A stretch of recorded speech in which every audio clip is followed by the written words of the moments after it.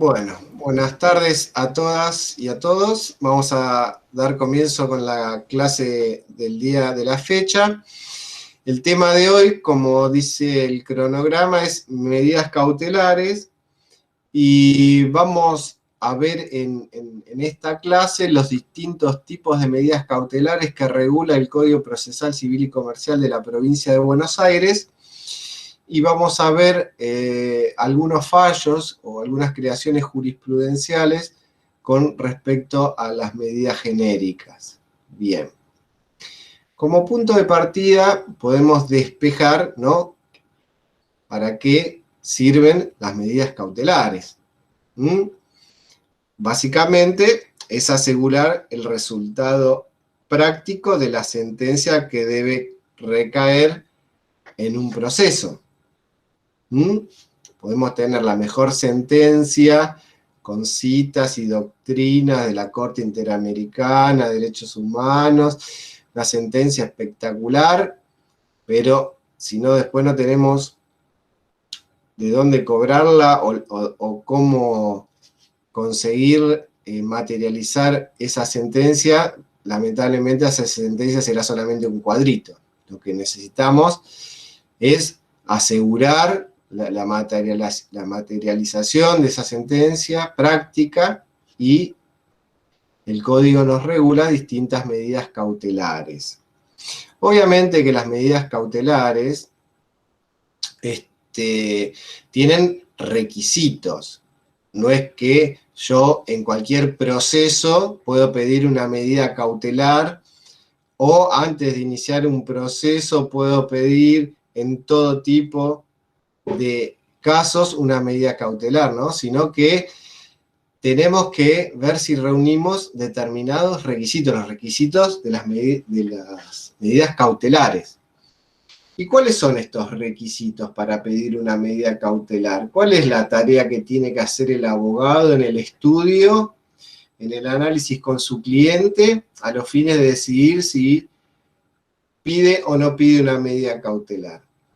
Y básicamente va a analizar o va a ponderar tres requisitos, que son la verosimilitud en el derecho, el peligro en la demora y la contracautela. Y esta verosimilitud en el derecho, como antes se decía humo de buen derecho, es un análisis subjetivo que realiza el abogado en cuanto a que, y yo creo que acá el derecho nos da la razón, nos asiste el derecho, tenemos derecho a acceder a esto. Entonces es el análisis que realiza el abogado, el análisis de las normas jurídicas, del conocimiento de las leyes, a los fines de asesorar al cliente, que este es uno de los requisitos que tenemos para requerir una medida cautelar. Este requisito lo vamos a contraponer con el siguiente requisito, que es el peligro en la demora. ¿Por qué lo vamos a contraponer con el siguiente? Y no le digo que hay que cumplir los dos. Porque la verosimilitud en el derecho juega con el peligro en la demora. Y a ver si se entiende si yo digo esto. Cuanto mayor es el peligro en dictar una medida cautelar, o sea, cuanto mayor es el peligro de demora en el dictado de una medida cautelar, la exigencia de la verosimilitud en el derecho va a disminuir. ¿Por qué? Por el peligro, ¿sí? Por el peligro en el dictado de esta medida cautelar, que si no se dicta, por ejemplo, una medida preliminar, se dicta una perimetral en un proceso de violencia familiar, el riesgo que hay es muy alto con lo que puede pasar de no dictar una perimetral. Entonces ahí baja el requisito de la verosimilitud en el derecho, y por eso van a ver, más allá que sea un trámite especial, van a ver que en la ley de violencia familiar, con la sola denuncia de la víctima, prácticamente se accede al dictado de esta medida cautelar, perimetral, exclusión, ¿sí? Por el peligro en la demora que hay de tardar un año o 2 meses, por ahí después el riesgo de lo que puede pasar es muy grande como para exigir, además de la denuncia, producime prueba testimonial, producime prueba documental, producime prueba de perito psicólogo, ¿no? Todo ese tiempo que insume realizar todos estos medios de prueba, puede ser que en el interín pase algo grave. Entonces siempre lo que se habrá de analizar a los fines de evaluar si existe verosimilitud en el derecho es cómo juega con el peligro en la demora. Y cuanto mayor es el peligro en la demora, menor va a ser la exigencia de la verosimilitud en el derecho.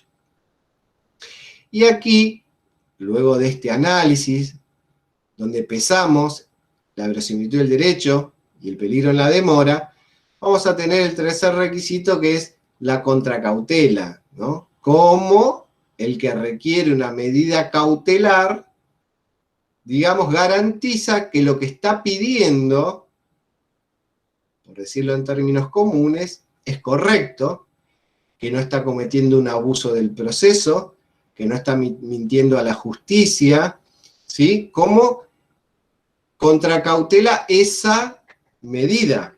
Bien, y aquí vamos a ver que el código tiene distintas, los jueces disponen de distintas herramientas para los fines de exigir una contracautela. Y también juega con la verosimilitud en el derecho del peligro en la demora. Por ejemplo, en los casos donde existe mayor verosimilitud en el derecho, como podría ser en los procesos ejecutivos, iniciados por un cheque rechazado, por un cheque sin fondo, por un pagaré a la vista no abonado, a la ley otorgarle la vía ejecutiva, el carácter ejecutivo a estos instrumentos, le está dando un grado de verosimilitud en el derecho muy elevado. Entonces, aquí no se va a exigir tanto o pesar el peligro en la demora, porque el derecho aparece otorgado por la ley, le otorga la vía ejecutiva y el acceso al proceso ejecutivo y el acceso al embargo ejecutivo. Entonces aquí las contracautelas van a ser bajas. Generalmente se le exige a quien inicia un cobro ejecutivo y pide una medida cautelar, por ejemplo, de embargo de sueldo, como contracautela se le exige una declaración jurada. ¿Una declaración jurada de qué? Una declaración jurada, dice la famosa caución juratoria, de que se hace responsables de los daños que ocasionare con la medida cautelar que pide. Pero es solamente una caución juratoria, una declaración que la parte firma diciendo que se va a hacer cargo. Ahora, en otros procesos, por ejemplo en los procesos de conocimiento, que para el dictado de una medida cautelar antes de la sentencia se requiere que se cumplan acabadamente, digamos, los requisitos de peligro en la demora y verosimilitud en el derecho. Si se llega a otorgar una medida cautelar, se va a exigir una contracautela mucho más fuerte, ¿no? No solamente la declaración jurada, me hago responsable de los daños que ocasione. Y se le puede exigir, por ejemplo, una garantía, que ofrezca un bien a garantía para hacerse responsable de esa medida cautelar. Puede ser un bien inmueble, un bien mueble, puede ser un depósito de dinero en efectivo, ¿sí? Entonces el juez puede llegar a exigirle una contracautela mayor en los casos que se pidan medidas cautelares donde no exista esa mayor verosimilitud en el derecho, como son en los procesos de conocimiento, que requieren de una sentencia que les reconozca el derecho. Y hasta que la sentencia no se dicte, no existe esa verosimilitud. Ahora, visto cómo juegan estos tres requisitos, peligro en la demora, verosimilitud en el derecho y contracautela, vamos a ver qué características tienen las medidas cautelares, ¿no? Ya dijimos a qué tienden asegurar el resultado práctico de una sentencia, ¿sí? Y vamos a ver cuáles son las características. Las características de las medidas cautelares básicamente es que son provisionales. ¿Qué quiere decir esto? Que las medidas cautelares subsisten mientras duren las circunstancias que la determinaron. Es decir, por ejemplo, yo dicto una medida cautelar porque hay un riesgo de que mi vecino invada mi propiedad y resulta que a los 6 meses de la cautelar el vecino se mudó a otro lado, deja de subsistir, ¿sí?, una de las circunstancias que determinaron la medida cautelar. Por eso son provisionales, porque cuando cambian las circunstancias, puede cambiar la medida cautelar. Por eso son modificables, porque se pueden sustituir, se pueden mejorar o se pueden ampliar. Por ejemplo, yo pido un embargo de sueldo por 100 pesos en un ejecutivo por un pagaré de 100 pesos y con la liquidación la deuda se fue a 500 pesos. Bueno, yo puedo pedir la ampliación de ese embargo de sueldo de 100, a pedir que se amplíen a 500 y que se ponga una suma accesoria que se presupone para responder a costos y costas, ¿sí? La puedo modificar, puedo ampliar, puedo pedir que se la mejore porque es insuficiente a los fines de cubrir ese resultado práctico de una sentencia, ¿sí? Y la puedo, si soy el demandado, por ejemplo, también podría pedir que la sustituyan porque me es muy gravosa. Por ejemplo, soy el demandado en un proceso donde debo 10.000 pesos. 10.000 pesos. Bien. Tengo un trabajo que gano 100.000 pesos. Y el actor, cuando inició el juicio, me pidió, como medida cautelar, la inhibición general de bienes. Yo podría presentarme y pedir que se levante esa inhibición y se me embargue el sueldo, por una menos gravosa que va a asegurar el resultado práctico de esa sentencia. ¿Sí? No es necesario matar con una bazuca a un mosquito. ¿Sí? ¿Entienden? Entonces el demandado tiene ese derecho, me están atacando con una medida cautelar que es sumamente gravosa cuando, recuerden ustedes que la inhibición general de bienes es prácticamente la muerte civil para las personas cuando las inhiben, ¿no? Y les genera problemas con la tarjeta de crédito, problemas con los bancos, problemas con los... O sea, le repercute en todos lados. Y si una deuda de 10.000 pesos y tiene un sueldo de 100.000 pesos, con embargarle hasta el 30% del sueldo, en 3 meses le recupera la plata. No es necesario, ¿se entiende? Entonces el demandado tiene esta facultad de pedir la sustitución por una menos gravosa, o ofrecer bienes a embargo, si le embargaron, por ejemplo, la casa que estaba por vender. ¿Cuándo se enteran los demandados que están embargados? Cuando piden el informe de dominio, pues la están por vender, ahí figura el embargo. Uy, me embargaron. Ahí yo podría ofrecer en el juzgado un bien a embargo, le frente a levantar ese embargo, por ejemplo, de un bien que cubra esa deuda que se me reclama, ¿no? O sea, la medida cautelar, hacer provisional y poder modificarse, se pueden analizar todas estas circunstancias.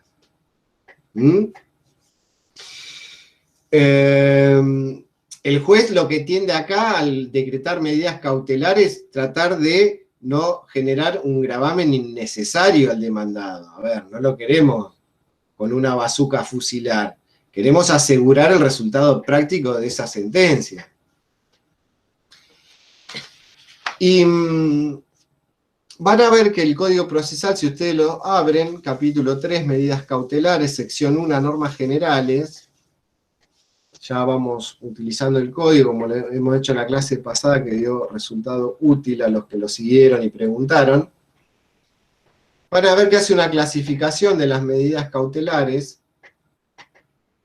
y que básicamente las regula en embargo preventivo, que sería la que está mayor debidamente regulado, o sea, que tiene las normas generales, como la cautelar madre, que contiene todas las normas y que se aplican supletoriamente en las restantes, ¿no? Es como el proceso ordinario que regula todo, el ordinario que regula todo el proceso, y supletoriamente podemos aplicar determinadas cosas en el proceso sumario o en el sumarísimo, ¿sí? En el embargo, tenemos a todas las normas que se aplican en las distintas supletoriamente cuando no tienen una norma específica. Entonces, tenemos en el código la figura del embargo preventivo, la del secuestro, la intervención judicial, la anotación de litis, la prohibición de innovar y contratar, la protección de personas y la inhibición general de bienes. Y después vamos a ver que existen unas medidas cautelares genéricas, las del 232, que eso nos abre a distintas interpretaciones que ha hecho la jurisprudencia a lo largo de todos estos años, del 68 para acá. Bien. Estas genéricas son cuando la medida cautelar que ustedes necesitan pedir no les sirve ninguna de estas. Necesitan pedir una medida cautelar y ninguna de las que acabo de leer les sirve. Entonces, bueno, si yo necesito obtener, por ejemplo, una transfusión de sangre, ¿qué hago? Pido un embargo, pido un secuestro, pido una intervención con una inhibición, pido la anotación de litro. ¿Sí? Estos son para medidas genéricas para los casos que no me cuadran tipificar ninguna de las otras. Yo puedo entrar ahí por las figuras medidas cautelares genéricas del 232. Y que la jurisprudencia y los doctrinarios se han encargado de varias creaciones en este campo. Porque ustedes tienen que ver qué se puede cautelar. Las cautelares se pueden dirigir hacia cosas o hacia personas. ¿Sí? Hacia personas, hablamos hoy de la perimetral, que Juancito no se acerque a 200 metros de la casa de Sofía. O a la cosa, secuestro del auto en una ejecución prendaria, vamos a secuestrar el auto. Puede estar dirigida hacia las cosas o hacia las personas las medidas cautelares. Y existen disposiciones comunes en cuanto al tiempo también en que ustedes pueden pedirlas. Recuerden que las medidas cautelares tienen dos posibilidades. Las de pedirla antes de iniciar el proceso principal o después de iniciado el proceso principal. Muchas veces el peligro en la demora es tan importante en el caso que ustedes pueden pedir primero, en un proceso independiente, iniciar la medida cautelar. Pero sepan que esa medida cautelar va a durar un determinado plazo y en ese plazo ustedes tienen que iniciar el proceso principal si se la llegan a dar, porque si no esa medida va a caducar. ¿Sí? Le van a decretar la caducidad de la medida. Es importante saber en estos casos, cuando ustedes inician la medida cautelar antes que el proceso principal, que el juez competente va a ser el mismo que dictó la medida cautelar. O sea, no es que ustedes van a iniciar primero la medida cautelar a los fines de obtener, por ejemplo, el secuestro de una historia clínica. Y dentro de los días, para que no quede, inician el proceso principal y ese proceso va a ir a otro juez, ¿no? Una cuestión de lógica. Si el doctor Abraham Burgos me resolvió como juez de juzgado otorgándome el secuestro de la historia clínica y yo después inicio el proceso principal, es lógico que entienda el mismo juez, que el doctor Abraham Burgos entienda en el proceso principal. ¿Se entiende la lógica? ¿Cuánto tiempo hay? Por ejemplo, presento una medida cautelar por un periodo, ponele, no sé, un mes, ¿está bien? Y después presento el proceso principal, ¿algo así es? No hay que confundir el tema de cuánto dura la medida cautelar, es decir, por ejemplo, otorgo la perimetral por 60 días. Sí, pero vos tenías que iniciar el proceso dentro de los 10. Se cae, por más que la medida cautelar haya sido salido por 60. ¿Se entiende? No perimetral en el marco de una violencia familiar porque es una ley especial. Vamos a ir a lo civil y comercial y no nos metamos con la ley de violencia porque es un trámite distinto, ¿sí? Es especial, es el proceso principal precisamente la denuncia de violencia, no es que necesita otro principal, ¿sí? Es una ley especial, por eso el ejemplo no lo tomen. Pero sí, por ejemplo, una medida que se dicta por 60 días, te inicia el expediente, pero los 60 días va a durar en tanto en cuanto dentro de los 10 inicies el proceso principal. ¿Entiende? Entiendo. O sea, cuando hay una medida cautelar, seguramente hay un proceso principal. Cuando hay una medida cautelar, necesariamente dentro de los 10 días se debe iniciar el proceso principal. Si no, va a caer esa medida cautelar.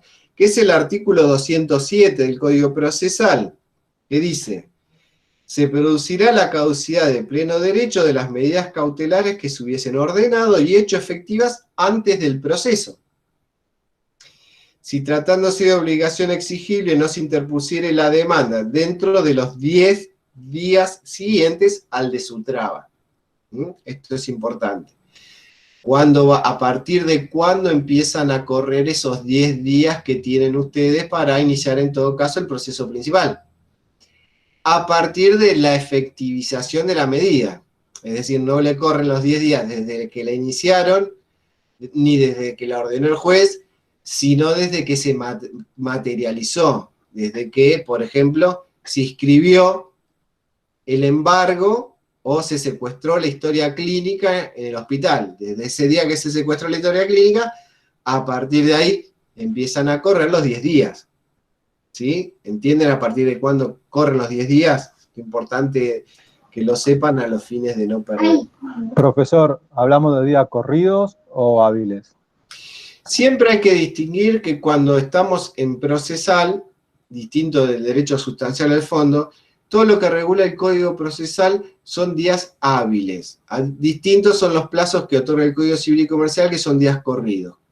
Código sustancial, Código Civil y Comercial, días corridos. Código procesal, días hábiles. ¿Sí? Esta es la diferencia para que ustedes tengan así una noción general de cuándo son hábiles y cuándo son corridos. El Código Procesal regula días hábiles, Civil y Comercial regula días corridos, los plazos. Bien. Y agrega el 207. Las costas y los daños y perjuicios causados serán a cargo de quien hubiere obtenido la medida y ésta no podrá proponerse nuevamente por la misma causa. Si no iniciaron el proceso principal dentro de los 10 días desde la traba a la medida cautelar, ustedes cargarán con los daños y las costas que hubieran ocasionado. Además de no poder iniciarla nuevamente, ¿sí? Por la misma causa. ¿Se entiende lo grave?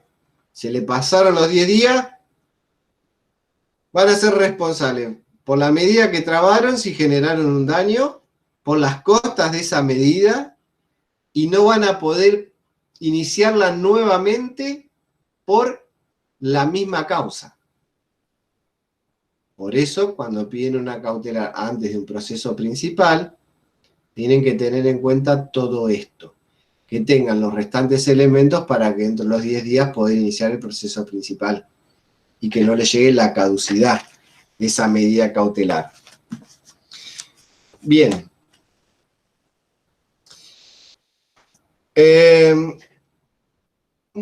También hay casos, hay que distinguir, hay casos especiales donde tienen trámites simples, sencillos, como puede ser la prueba de la verosimilitud en el derecho con una información sumaria, con 2 testigos que se hacen en determinados procesos, ¿sí? Sepan que hay procesos especiales.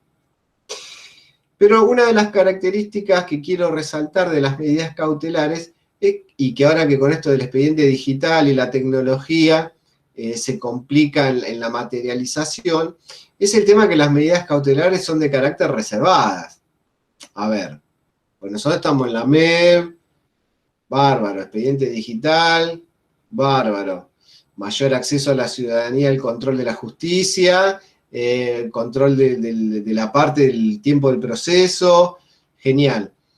Pero las medidas cautelares hay que tener mucho cuidado de cuándo ponerlas en público, porque pueden llegar a frustrarse la materialización de esa medida cautelar porque el demandado se enteró antes de que vayan. ¿Sí? Bien. Otras de las, o sea, son de carácter reservadas las medidas cautelares, los fines de asegurar que no avivara el demandado y poderlas cumplir. Otra de las características de las medidas cautelares es que se dictan inaudita parte. ¿Qué quiere decir que se dictan inaudita parte? Quiere decir que se dictan con la sola intervención de la parte actora, o sea, no vamos a oír o a escuchar al demandado. Imagínense ustedes que son los actores en una ejecución prendaria y piden como medida cautelar el secuestro del vehículo, del auto del demandado, ¿no? El vehículo prendado. ¿Y el juez qué va a hacer? Del pedido de secuestro traslado al demandado para ver qué diga dentro de 5 días. Dentro de 5 días, ¿sabe qué va a decir? Andá a encontrarlo, te va a decir, al auto. Porque sabe dónde está ya, en Los Gitanos, en La Matanza.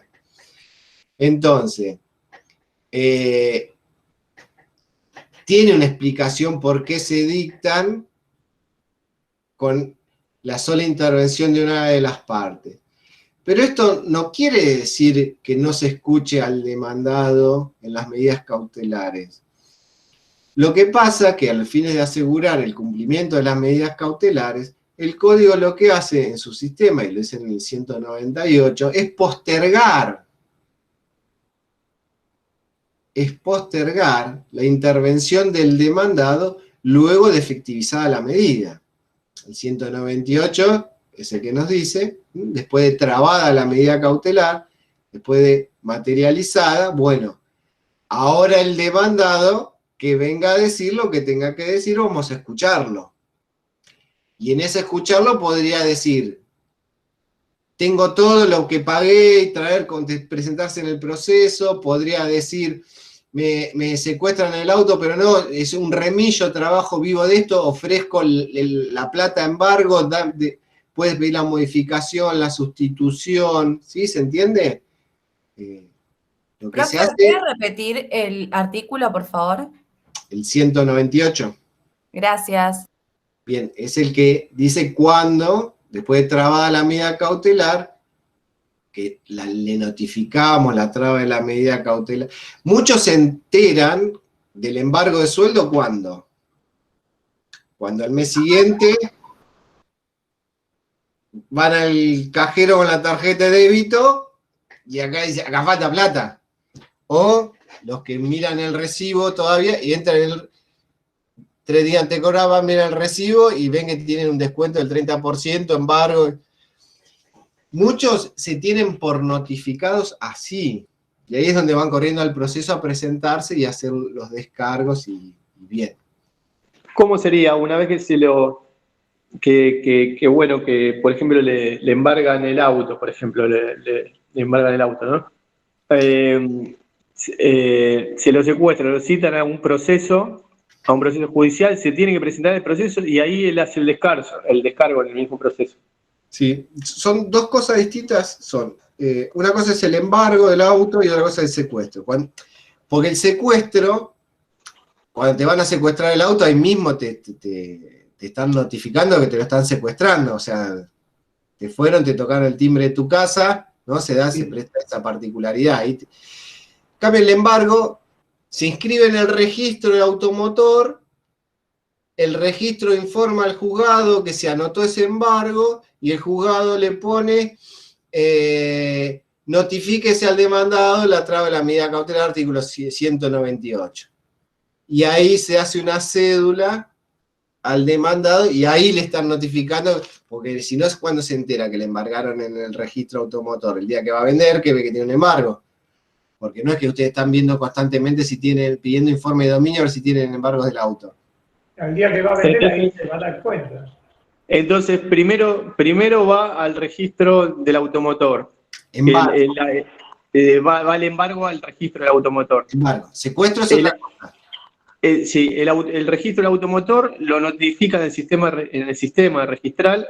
No. Que está. Toma nota. El registro, como todo registro, toma nota del embargo y lo asienta en la carpeta de ese vehículo. Embargo, juzgado tanto, orden juez tal fecha, Bien.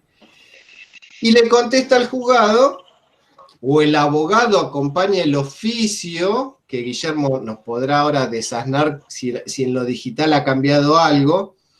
El abogado acompaña el oficio, en el registro le ponen el sello de que lo recibieron, ¿verdad? Y con esa constancia la manda al juez y el jugador pone, agréguese, notifíquese, artículo 198. Ahí le vamos a notificar al demandado que tiene embargado el auto. O sea, no es el registro que notifica, el registro solamente que hace toma conocimiento. Exactamente, no es el Registro Nacional de la Propiedad Automotor quien notifica al titular registral que le embargaron el auto, sino que es el juez que ordenó la medida cautelar, una vez que le traen la constancia que escribieron esa medida cautelar en ese registro, quien ordena que se notifique por el 198 al demandado. ¿Se entiende? Sí, se entiende. Es como que primero el juez manda el pedido del embargo al registro, el registro toma nota y devuelve como que inscribió el embargo al juez otra vez. Y ahí el juez, a través del 198, informa a la persona embargada. Ordena, se notifica el embargado. Exactamente. ¿Y ella sigue siendo papel o estamos digitalizados ahí? No, hoy entiendo que el juzgado se comunica electrónicamente con el registro. Bien. Últimamente no mandé, o sea, en los últimos días no mandé ninguno, pero creo que tiene acceso directo al registro de la propiedad automotor, el juzgado. Así que no sé si no lo manda de oficio la comunicación. Eso debería chequearlo. Pero en cualquier caso es electrónico. Bien. Porque, por ejemplo, ahora los informes de titularidad los pide el juzgado directamente. Antes eso se hacía mediante un oficio, ahora uno puede requerirlo del juzgado que tiene acceso directo a la base de datos.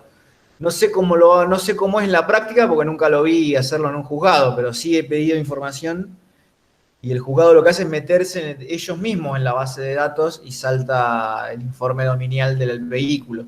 Así que no sé si últimamente no están cursando las comunicaciones directamente del juzgado hacia el registro para la toma de razón del embargo. Es decir, el abogado no hace un oficio, sino que el juzgado directamente, a través del domicilio electrónico, comunica al registro automotor el embargo. Creo que es así. Insisto en que yo no hice, en estos días no hice ninguno, porque hace bastante que no embargo un vehículo. Pero en cualquier caso es electrónico, ¿no? El papel no va más, ya está. Bien. Sí, yo tenía entendido que era así, pero no sabía si el abogado tenía que hacer el oficio y mandarlo al juzgado, y el juzgado, digitalmente estamos hablando, ¿no?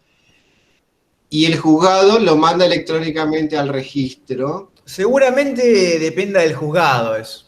A mí el que me tocó, ese que les comento, era muy oficioso, entonces la comunicación se hizo interna. Perfecto. Pero no sé si en otro juzgado un poco más formal no te hacen hacer el oficio. Puede ser. Bien. Pero en cualquier caso eso ya es electrónico, chicos y chicas. Todo electrónico, bien. La comunicación. Cada vez se suman más. Ahora el mes pasado se sumó el RENAPER. Así que, porque antes el problema era que en realidad eso eran oficios ley, porque estamos hablando de una jurisdicción diferente. Entonces cuando vos querías trabar un embargo, el oficio no es un oficio común, es un oficio ley. Pero bueno, se van sumando instituciones federales a las bases de datos de los registros, del registro de domicilios electrónicos, y eso agiliza un montón. Muchísimo. Ya el convenio con el RENAPER ya es una locura, porque antes, ¿qué pasaba? Uno quería saber dónde era el domicilio real de alguien y había que hacer el oficio ley que iba en papel ahí a Buenos Aires, a la calle Perón. Imagínense, nosotros estamos cerca, pero todos los oficios del país iban ahí. Hoy por hoy, a través del convenio que suscribió la Corte con el RENAPER, directamente el juzgado ingresa a la base de datos del RENAPER. O sea, alcanzan a comprender el cambio. Doctor, lo que pasa es que la pandemia ha llevado a eso también, o sea, obligó a que se trabajara de esa manera. Lo que antes se negaba, ahora se ve obligado. Tal cual, además que hablamos o sea, estamos dentro del Estado, ¿no? Siempre, yo nunca había pensado en esto, pero una vuelta vino un jurista español a un congreso de procesal y decía que tanto en España hace un tiempo como acá en Argentina teníamos lo que él llamaba el estado psicótico, porque no concebía que el Estado dialogara consigo mismo. Él decía que lo lógico era que si el juez era un representante del Estado, se mete en la base de datos y busca una información que es del Estado, o traba un embargo, o sea, todo adentro del Estado. Él decía que solo en nuestros países ocurría esto de que el Estado dialogaba consigo mismo a través de oficios, independientemente de que hablamos del Estado nacional o federal, ¿no? Pero esto de la incorporación de los convenios está buenísimo, porque ya el Estado deja de dialogar consigo mismo para hacer algo de propia mano, ya sea buscar un dato, trabar un embargo. En este caso, seguramente, en la trama de embargos viene mueble registrable, como es el caso de los vehículos, seguramente lo que hace el juez es mandar una comunicación. Pero sí está bueno, en línea con lo que hablábamos en la clase anterior, de Gastón, esto de los actos procesales, cómo ya el Estado a veces deja de dialogar consigo mismo y empieza a hacer fluir la información que está dentro del Estado mismo. Ya, insisto, más allá de que estemos hablando del orden federal o provincial. Así que bueno, es interesante cómo la pandemia nos ha empujado a este tipo de cambios tecnológicos que hacen ganar en celeridad también. Lo mismo que aprovecho para comentar ahora lo de los oficios al registro de la propiedad inmueble. Esos también van electrónicos. Ya desde marzo, creo que... Sí, en marzo empezó a regir el convenio con el registro de la propiedad inmueble.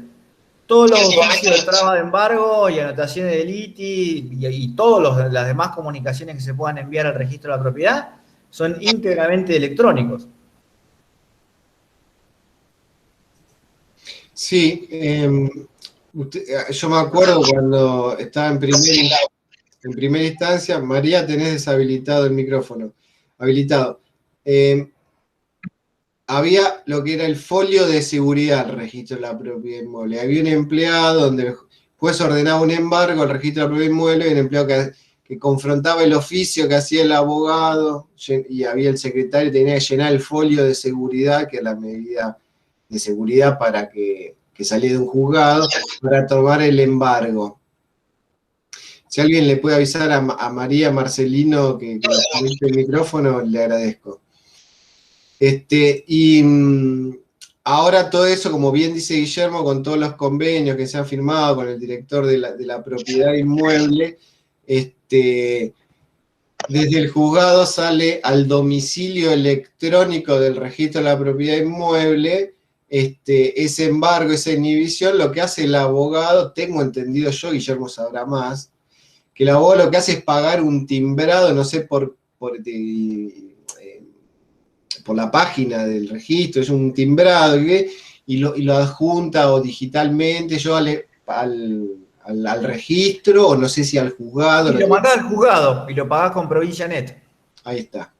¿Sí? Yo estoy del lado de adentro y Guillermo del lado de afuera, por eso le doy la palabra en cosas que hacen de afuera, que bueno, saben lo que hace el de afuera y lo que hace cómo hace la contraparte adentro. Bien, todo esto se ha digitalizado. Y es verdad lo que dice Guillermo.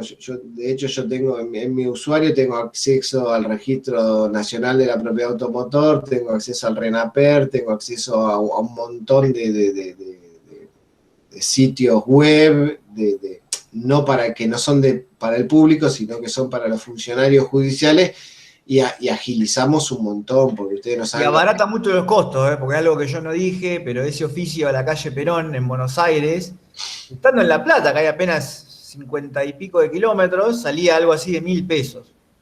No me quiero imaginar si tenés que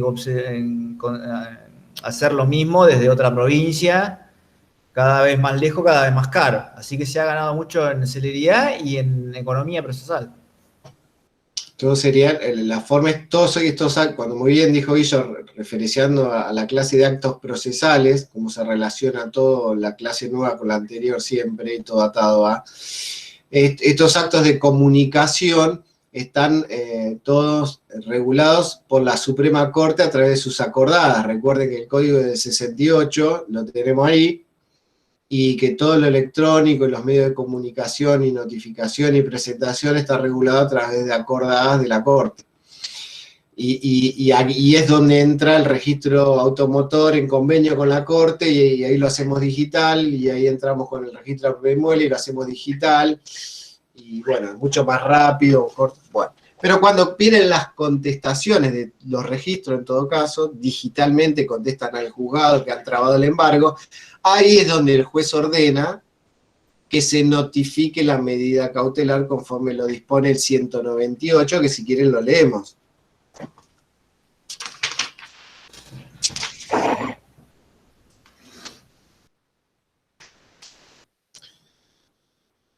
Dice el 198, cumplimiento y recurso. Las medidas precautorias se decretarán y cumplirán sin audiencia de la otra parte. Ningún incidente planteado por el destinatario de la medida podrá detener su cumplimiento. Si el afectado no hubiere tomado conocimiento de las medidas con motivo de su ejecución, como hablábamos con Sergio recién, porque le fueron a secuestrar el auto, o sea, ahí toma conocimiento de la medida. Si no ese es el caso, se le notificará personalmente o por cédula dentro de los 3 días. ¿Dentro de los 3 días de qué? Después vemos esto.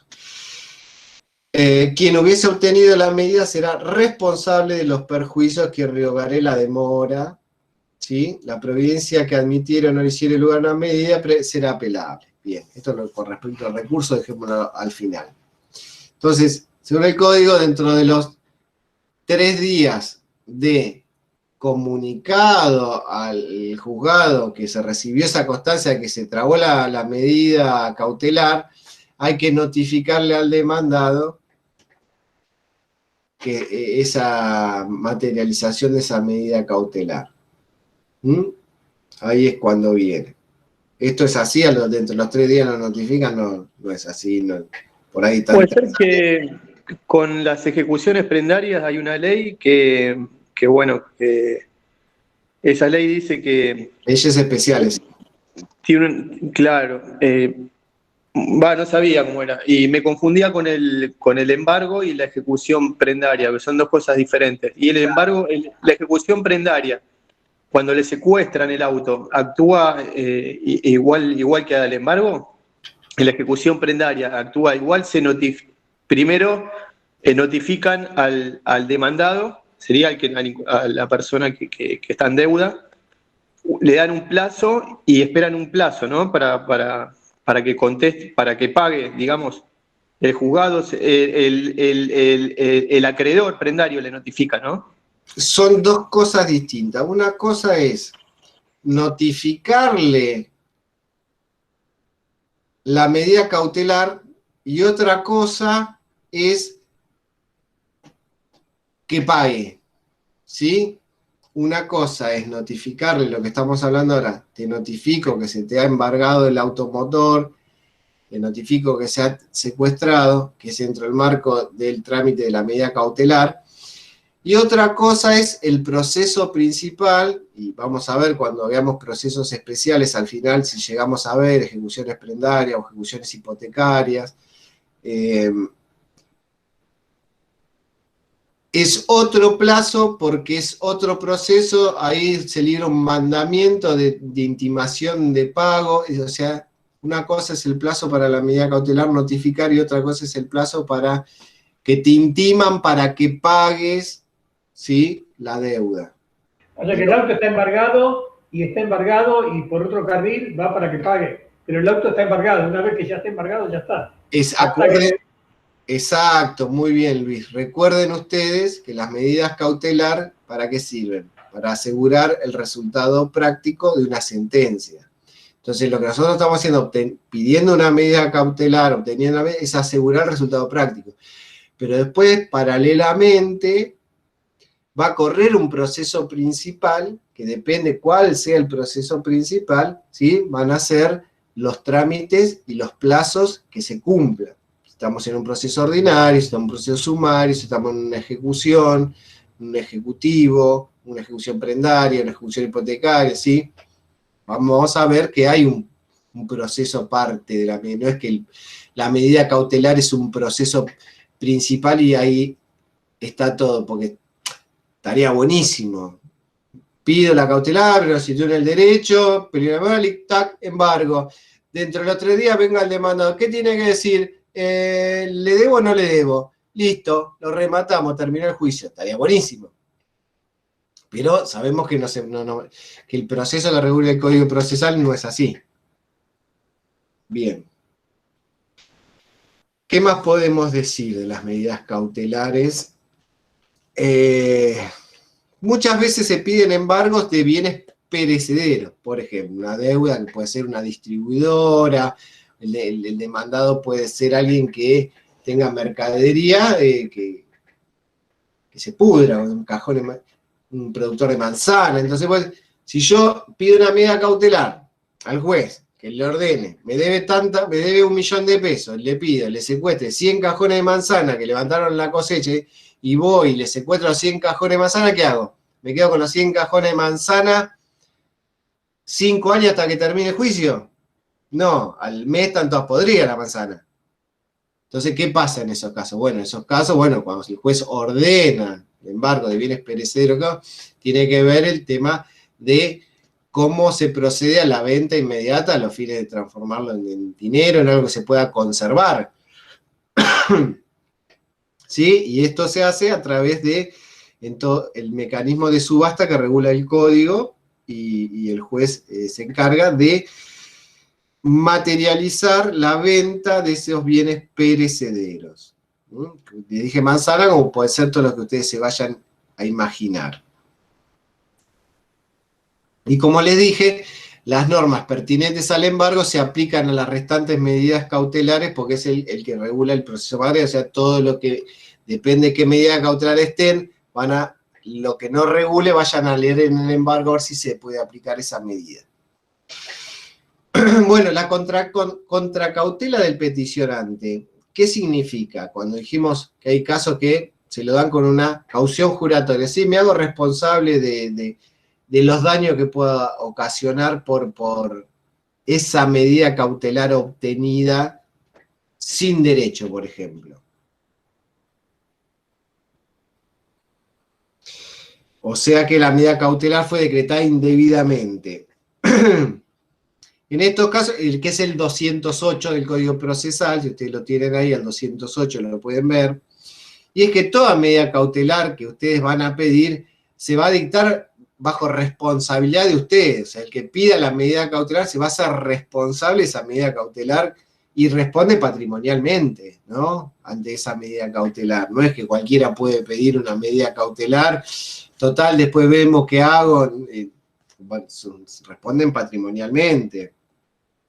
Y siempre el juez va a graduar la calidad y monto de la caución de acuerdo a la mayor o menor verosimilitud del derecho, como habíamos visto en el principio de la clase. Distintas clases de caución regula el código, como las que le conté, la juratoria, esa que antes iban a la mesa de entrada y el empleado de la mesa tenía una planilla, y si vengo a prestar caución juratoria, llenaba una planilla, yo, Gastón Doso, me hago responsable, la medida ordenada en fojas 16. Ahora que es todo digital es otra cosa. También tenemos caución real, ¿sí? Se le puede poner un inmueble, una hipoteca le podemos hacer a un inmueble para garantizar la medida cautelar que están requiriendo. Puede ser fianza, ¿sí? O puede ser una garantía de una institución bancaria. Hay muchas instituciones bancarias, todo lo que se está en el mundo de los negocios, siempre como los seguros, da para análisis de riesgo o no, y podemos establecer una prima y hacer un contrato y decir, bueno, como aseguré el auto contra robo y me hicieron esa ecuación de prima, valor, estadística de cuántos robos, también existen las instituciones bancarias que se dedican, bueno, yo te hago una póliza de caución por 1 millón de pesos que tenés que caucionar y me pagás 50.000 pesos por mes. Pero yo, si vos sos responsable de esta medida, yo te cubro con el 1 millón que te pide el juez. Hay bancos que se dedican a esto, son garantías de instituciones bancarias. Todo particular que vaya a pedir una medida cautelar, entonces enfrentará este trámite. Ahora bien, ¿hay personas que están exentas de esto? ¿De esta contracautela? Sí, hay personas que están exentas de la contracautela. ¿Quiénes son los exentos? Personas jurídicas, digamos, que quienes están exentos es la nación, cuando la petición a la medida cautelar, el Estado nacional, el Estado provincial, el Estado municipal, o bien los particulares cuando porque muchas veces podemos decir, bueno, acá hay un tema de acceso a la justicia. Si yo no tengo para responder a la medida cautelar que pido, entonces nunca voy a poder pedir una medida cautelar. Bueno, si llegan a reunir los requisitos de verosimilitud en el derecho y peligro en la demora, veremos si esa persona pidió, inició y tramitó un beneficio de litigar sin gastos, que acreditó que no tiene bienes para hacerse cargo de una contracautela. Puede ser una persona vulnerable, por ejemplo, en situación de vulnerabilidad, que por ahí tenía unos pesitos y eran sus pesitos y los prestó y para sacarle un rédito y perdió, y ahora pide la cautelar, dice, y ahora tráeme una contracautela, tráeme un bien a embargo, como no tengo, entonces ¿qué? No puedo pedir cautelares. Entonces, bueno, está la figura del beneficio de litigar sin gasto para aquellas personas carentes de medios económicos que no tengan bienes para hacer frente a una caución real, o una fianza, o lo que le pida el juez. Eso se analizará en el contexto de, no es que el beneficio de litigar sin gasto es un arma para disparar contra cualquiera y nadie paga. ¿Sí? Todo esto es analizado, es ponderado por el juez al momento de dictarla. Y en este caso, como habíamos dicho, ¿sí? Le quería hacer una consulta respecto de la contracautela, que me Sí. genera una duda. En el caso de que, digamos, la parte actora tenga que, digamos, poner alguna garantía para asegurar, digamos, la reparación de los daños que se puedan ocasionar, ¿eso es para reparar los daños de la parte demandada? Los daños que le ocasiona al demandado con la indebida traba de la medida cautelar. ¿Sí? Sí. Pero justamente en el artículo dice, en caso de haberla pedido sin derecho, ¿el juez no evalúa la situación al momento de dictar la medida cautelar? Claro, evalúa, pero ¿qué evalúa el juez?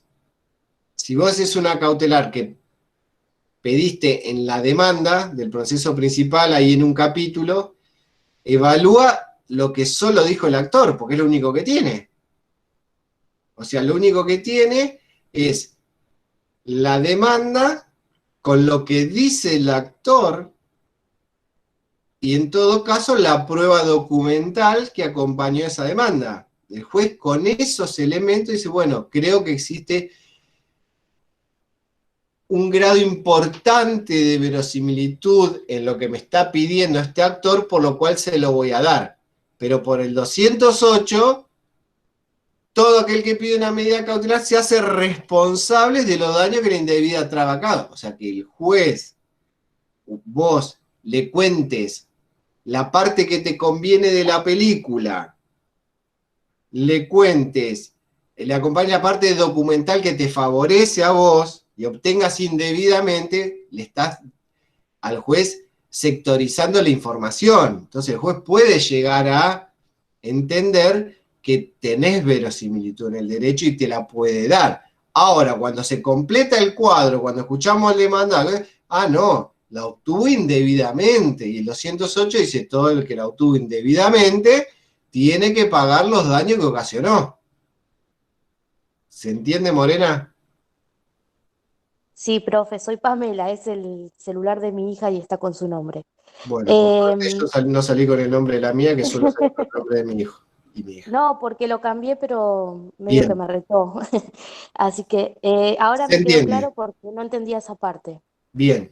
O sea, puede ser que el actor traiga un relato en su demanda sectorizado, parcial y pro-documental, y haga que el juez, no es que el juez es un tonto, no se dio cuenta, el actor le sacó una medida cautelar, no. ¿Sí? Acá hay una maniobra del letrado del actor y del actor mismo que llevan al juez a otorgar una medida cautelar, y esta parte por eso indebidamente la obtuvo. Y ahí vamos a ver si después, con todos los principios procesales que ustedes ya conocen y manejan, el principio de buena fe, lealtad procesal, las cláusulas de moralidad, y algo que hacemos después con ese abogado y esa parte que hicieron eso. Más allá de que el actor le tenga que pagar los daños que le ocasionó al demandado. Bien. Como habíamos dicho que el demandado podía presentarse y pedir que no le sea tan gravosa la cautelar, no me mate con una bazuca, si con una pistola ya estoy, podría, en el caso de la contracautela, pasar lo mismo.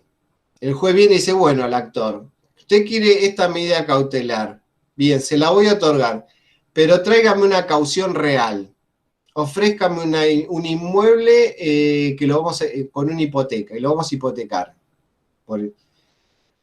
Y viene el actor y dice, escúcheme, una deuda de 100.000 pesos, me quiere hacer traer una casa, mi casa que yo está valuada en 50 millones de pesos para si tengo bienes por este monto, entonces el actor podría también pedir que le bajen la contracautela, y en todo caso, también podría entrar en juego el demandado, también si le dan el embargo de la mercadería que te por una deuda de 100.000 pesos a una persona que no sé ni quién es, dice que tiene cheques míos endosados,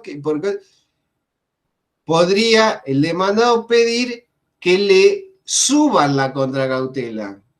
Como el actor podría pedir que le den una contracautela menos gravosa para él, el demandado podría exigir, no, mirar la medida cautelar, la gravedad de tal gravedad, de tal entidad, que si esos cheques, o sea, fueron mal habidos, no eran míos, no soy el deudor, con esa caución juratoria yo no voy a poder después cobrarme los daños que me ocasionan. Pídale una fianza, pídale una garantía, una caución en una entidad bancaria, una póliza de caución. O sea, el demandado también podría pedir que al actor se le exija una mayor contracautela a los fines de que me pague los daños y perjuicios que me ocasiona si la obtuvo indebidamente. ¿Sí? ¿Ven cómo va? Hay algo que no entiendo. Hay algo que no entiendo. Que la verdad que. ¿Por qué el actor tiene que dejar bienes a su nombre o presentar una caución? ¿Por qué tiene que dar una caución el actor? Si el actor es el que está pidiendo que se respeten sus derechos. Eso es lo que no puedo razonarlo, no lo entiendo. Bien, Sergio. A ver si así me sale. El actor está en una etapa de iniciación, por lo cual el juez no tiene la película completa, sino que tiene el cuadro de la demanda. ¿Sí? Ahora, con este cuadro de la demanda, yo podría entender que existe verosimilitud en el derecho, en lo que reclama el actor. Pero con este cuadro, yo no sé si después de ver la película tiene razón. Entonces, está la figura de la contracautela. Bien, con este cuadro, verosimilitud en el derecho, peligro en la demora, te voy a otorgar la medida cautelar que vos estás pidiendo. Pero yo me quiero asegurar, después de ver la película, que vos tengas para responder si la obtuviste indebidamente. Y ahí entra la figura de la contracautela. Al actor que Claro, pidió... es como si alguien me reclama algo a mí. Perdón. Si alguien me reclama algo a mí, hace una medida cautelar, todo muy lindo, pero previamente tengo que revisar. El juez tiene que, antes de dictar la medida, tiene que tener conocimiento pleno de que eso sea verosímil, que sea cierto. El juez va a dictar... El juez va a dictar la medida cautelar, sin haber visto la película entera. ¿Sí? El juez cuando dicta una medida cautelar todavía no vio la película entera. Tiene un cuadro, tiene una demanda, donde están los dichos del actor y la prueba documental que él aportó al proceso. Bien. Con eso puede existir verosimilitud en el derecho. Y puede ser que se otorgue la medida cautelar. Pero después, sí, termino la película, no tenías derecho vos a reclamar esto, porque vos lo que me decías sí tenías razón, pero existía otra cosa que te hace perder la razón. Entonces, pues, vos pedís una medida cautelar, bárbaro, te la voy a dar. Medida cautelar y contracautela te voy a exigir por si la estás obteniendo indebidamente. Es simple, sencillo y cortito, así como lo estoy explicando. Es así. El juez tiene esa herramienta, la de exigir la medida, la contracautela, a quien está pidiendo una medida cautelar, a los fines de asegurarse que si la está pidiendo esa medida cautelar indebidamente, tenga con qué responder a los daños que le genera el demandado. Así. Los daños que le genera el demandado. Exacto. Para eso sirve la contracautela. Profe. Sí. Y en los casos en donde, bueno, justamente hay la parte actora, digamos, no tenga ninguna garantía, digamos, para poder responder por los daños, ¿quién responde por los daños? Bien. Ahí vimos hoy que teníamos la figura del beneficio de litigar sin gasto, ¿no? Porque tenía que ver con el acceso a la justicia de las personas. Entonces, como no podría acceder a la justicia alguien que no tenga medios económicos, podría pasar que alguien no tenga medios económicos, entonces no puede acceder a la medida cautelar por la exigencia de una contracautela que él no tiene para cubrir.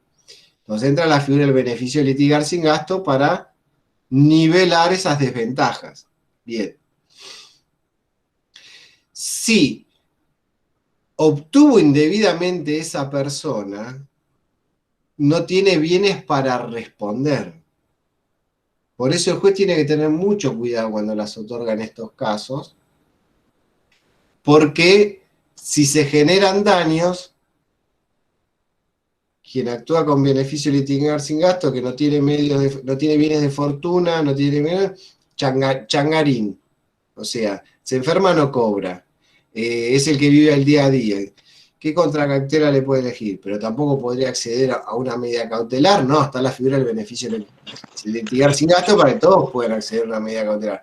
Bien. Entonces el juez se tiene que tener mucho cuidado, porque si esa persona obtiene indebidamente una medida cautelar, no va a haber con qué responder. Por eso, en todo caso, se evaluará de dictar una medida que no genere daño, ¿no? La idea no es que las medidas cautelares generen daño, no es la idea, ¿sí?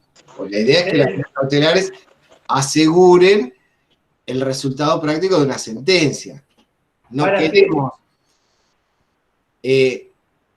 hundir, aplastar, destruir al demandado, inhibiéndolo. No, la idea es asegurar el resultado práctico de la sentencia. Acá no juzgamos sentimientos, lo voy a matar a ese. No, acá es asegurar el resultado de la sentencia. Entonces las medidas cautelares tienden a eso, ¿sí? Por eso las medidas cautelares tampoco pueden confundirse con que pidan cautelarmente lo que es objeto del proceso con la demanda. O sea, si yo en la medida cautelar, bueno, esto es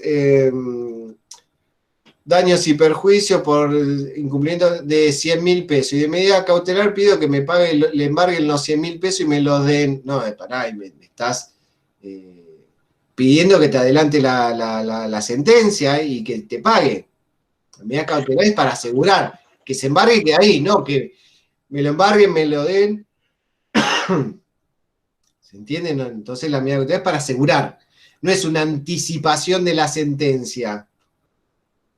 ¿Sí? Por eso la medida cautelar no se tiene que confundir lo que uno pide como medida cautelar con el objeto del proceso. Ahí el abogado sería el que tendría que aconsejar al cliente, decir, bueno, mirá, si vos estás debiendo, por ejemplo, puede ser una demanda de alimentos también, ¿no? Y bueno, mirá, si vos no tenés bienes con qué responder, bueno, tendría que aconsejar el abogado ahí, ¿no? Me imagino.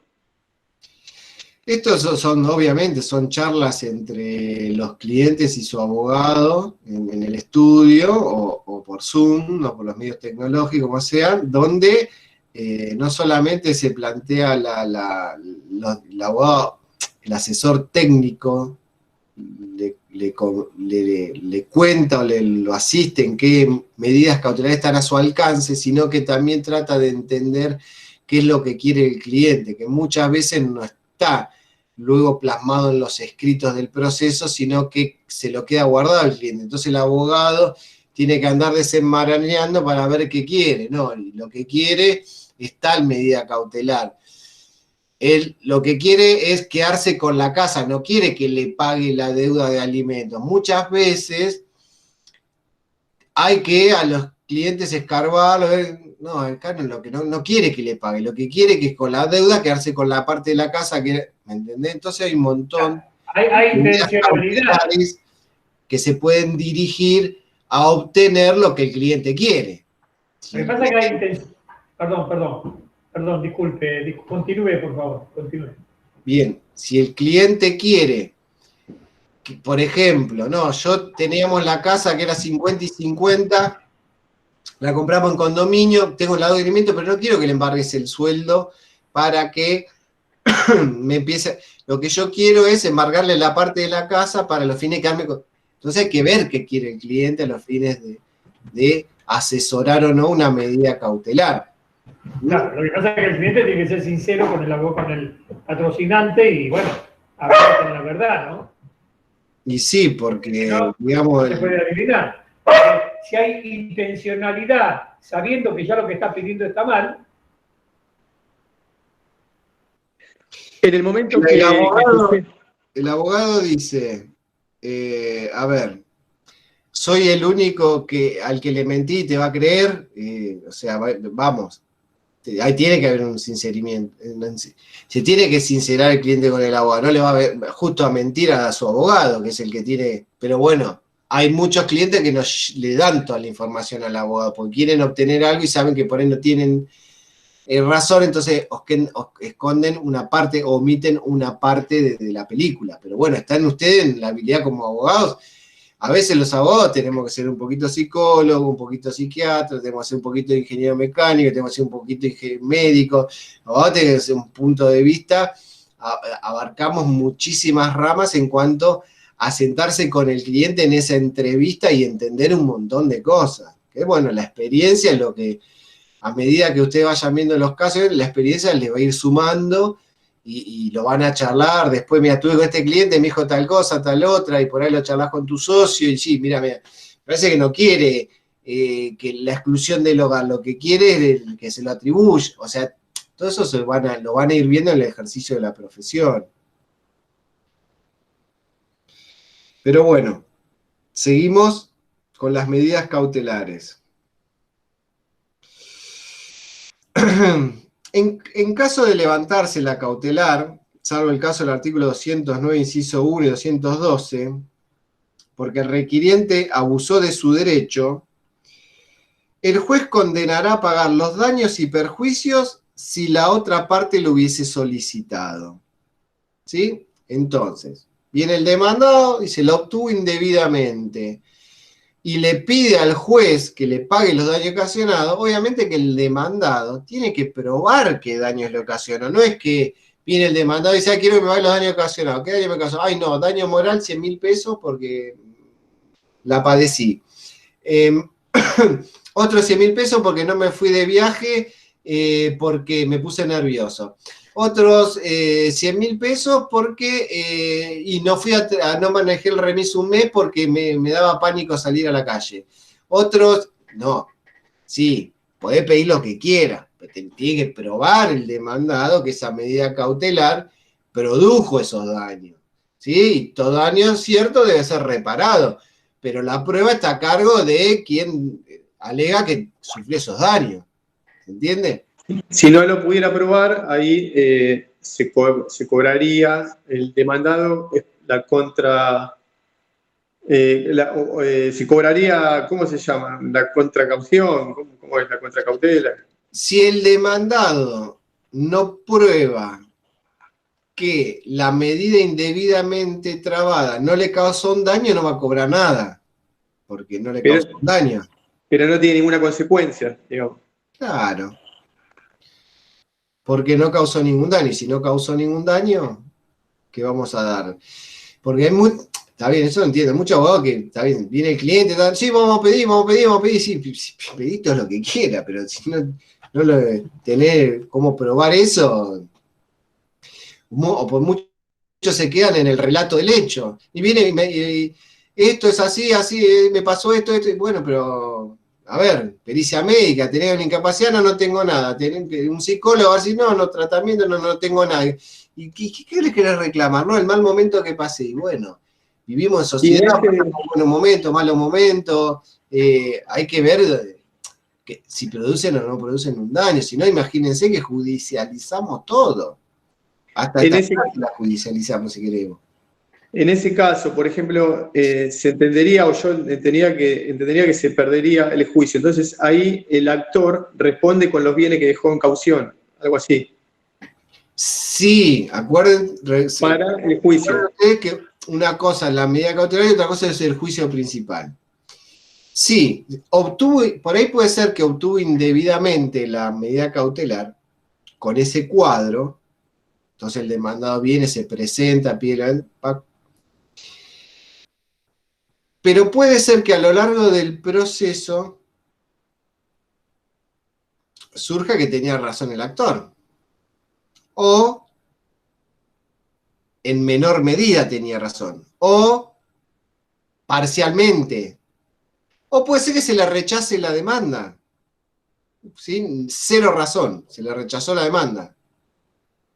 Bien, en ese caso, lo que el actor tiene que pagar son los costos y las costas del proceso, que ya no conviene ni distinguir que son costas y que son costos, bueno, las costas, los honorarios, todo del proceso. Ese es lo que tiene que pagar el actor si le rechazan la demanda. Distinto es si prueba los daños de esa medida cautelar indebidamente trabada. O sea, recuerden siempre, la medida cautelar va por un lado y el proceso principal va por el otro. Eso es en cualquier tipo, en algunos juicios sí, en otros no, ¿no? ¿Puede ser? No, puede pasar en cualquier tipo de proceso. Por ejemplo, si estaríamos en un proceso especial por ir en una ejecución prendaria donde me viene el secuestro, me secuestraron y demás, y yo venga, acredite, mira, pero yo tenía la plata depositada en tal cuenta, indebidamente trabada el secuestro, vamos a ver si le ocasionamos daño, devolver el auto. Y después resulta que además en el proceso, cuando le llega el mandamiento de intimación de pago, yo que estaba pagado porque tengo los recibos. O sea, puede pasar muchísimas variantes. El tema es con qué se responde, quién pidió la medida cautelar, hubo contracautela, todas las medidas que se toman cuando un juez va a dictar o exige los requisitos que exige para dictar la medida cautelar y después vemos la suerte del proceso. En eso, para eso, la medida cautelar y la contracautela. La medida cautelar a los fines de asegurar el resultado práctico de la sentencia y la contracautela a los fines de asegurar la indebida utilización de la medida cautelar, más allá del fin del proceso, si prospera la demanda o se rechaza la demanda. ¿Eso también juega en familia? ¿En jugado de familia también? Juegos de familia son procesos especiales, ¿sí? Vamos a ver, en el final del código tenemos el proceso de familia. Y el proceso de familia hay que distinguir una cosa cuando es cuestiones patrimoniales de las que no son cuestiones patrimoniales, ¿sí? Las cuestiones patrimoniales, división de bienes, ¿sí? El convenio, el marco del convenio que se propone a los fines de pedir un divorcio, el convenio de adjudicación de bienes, son una cosa. Y otras cosas son las violencias familiares, la exclusión, la perimetral, ¿sí? Son leyes especiales, ¿no? Procesos especiales. Ellos tienen la figura del consejero. Vamos a ver. Esto es más civil y comercial, y alguno podemos hacer de un proceso patrimonial de familia. Por ejemplo, yo inicio. Pasa que familia quedó residual del viejo código, que hay mucho, que todavía está ahí, y hay con el nuevo código es mejor porque uno para presentar... Antes no te podías divorciar, era el casamiento de Estado civil casado obligatorio, ¿no? Para divorciarse tenías que hacerle juicio, y si se te oponía ibas a juicio y no te podías... Ahora vos te podés divorciar de una, sí, a mí no me importa lo que dice el otro, yo me quiero divorciar, me divorcio, no me importa lo que piense el otro. Pero sí tenés obligación de acompañar un proyecto, un convenio, un marco, un proyecto a los fines de liquidar esa sociedad, ¿no? Dentro de ese contexto pueden pedirse medidas cautelares que las ven acá, ¿sí? Que las vemos acá, en materia patrimonial, más allá de saco las de la ley especial, cuando veamos procesos especiales al final los vamos a tratar. Muchas de esas medidas cautelares se pueden obtener acá en el proceso clásico de familia. Bien. ¿Qué más podemos decir? Incumplimiento de los deberes alimentarios celebrados en el divorcio, ¿no? Un incumplimiento de los bienes, por ejemplo, de la cuota alimentaria, digo. Un incumplimiento de la cuota alimentaria. Por ejemplo, se divorcian, acuerdan que va a pasar una cuota alimentaria de 1.000 pesos o 10.000 pesos, de los cuales pasan 10 meses y no paga una cuota alimentaria. Ahí se iniciaría un juicio. Entonces, podríamos pedir un embargo preventivo junto con un juicio, ¿puede ser? Entonces, yo te diría que ese embargo, si ustedes hicieron un acuerdo, si un convenio, más que un embargo preventivo, sería un embargo ejecutorio ya, porque hay que distinguir lo que es el embargo preventivo, que es lo que estamos viendo ahora nosotros, de lo que es el embargo ejecutorio, ¿no? Cuando ya sale el derecho reconocido por una sentencia judicial y lo que se hace es ejecutar esa sentencia judicial, ¿no? Ya tenías una cuota, un alimento fijo por un juez, ¿sí? Ahí ya estamos ejecutando ese convenio homologado, ¿no? Es distinto el caso, ¿sí? Es distinto. Pero bueno, ya, más allá que el proceso de alimentos tenga algún elemento, o sea, podemos reclamar cuotas adeudadas, alimentos atrasados, puedo pedir la modificación, puedo pedir que se suban los alimentos, o vivían 3 hijos con la madre y uno se vino a vivir conmigo, pido que baje, o uno llegó a los 21 de edad y no estudia en la facultad, puedo pedir el cese. Se pueden abrir muchos causales con respecto a los alimentos. Puedo aplicar todo esto que estamos viendo acá con estas medidas cautelares en ese tipo de situación, ¿sí? Puedo pedir y utilizar las que tengo aquí. Bien.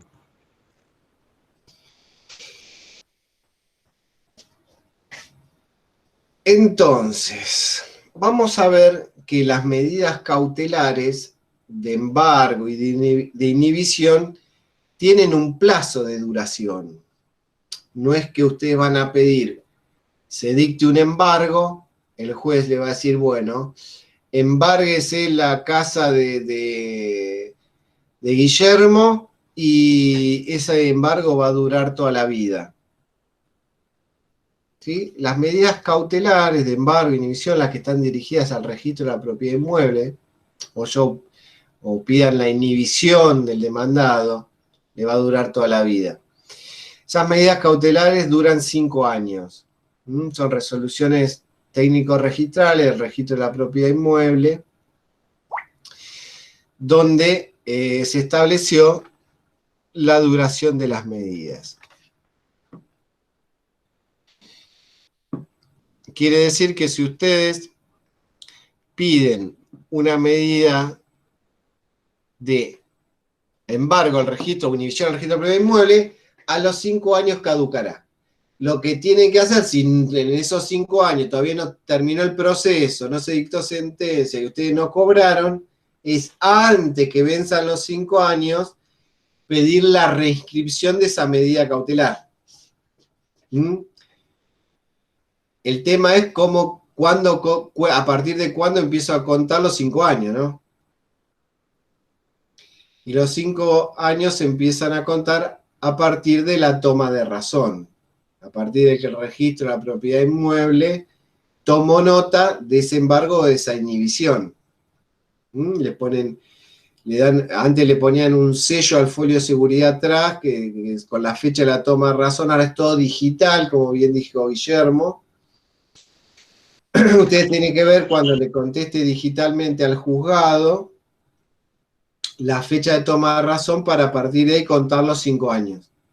A partir sería de la fecha que el registro inscribe el embargo. Me imagino que debe tener una hora, una fecha, el mes, el día, el año y la hora.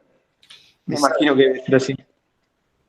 Exacto, antes eso surgía en una plancheta que le ponían atrás del folio de seguridad, decía toma de razón 11 de mayo de 2021. Es más, no sé, después empezó con un código de barras y ahora no sé si no tiene código QR, pero no les quiero afirmar algo, me parece que ya llegaron a esa altura. Entonces, a partir de ahí, un escaneo ya sale la fecha de vencimiento, ustedes acceden a todos esos datos, la fecha de toma de razón.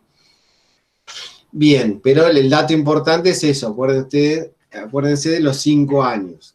Bien.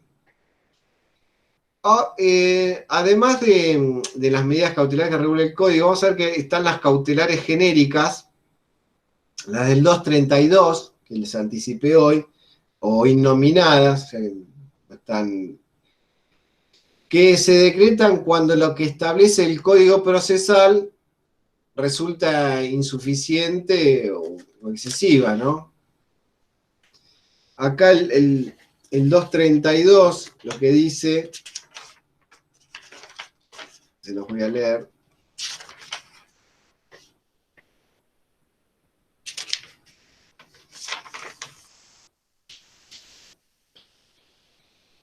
Medidas cautelares genéricas. Fuera de los casos previstos en los artículos precedentes, y los artículos precedentes que tenemos la prohibición de contratar, la prohibición de innovar, la anotación de delito, la inhibición, la intervención judicial, el secuestro, ¿sí?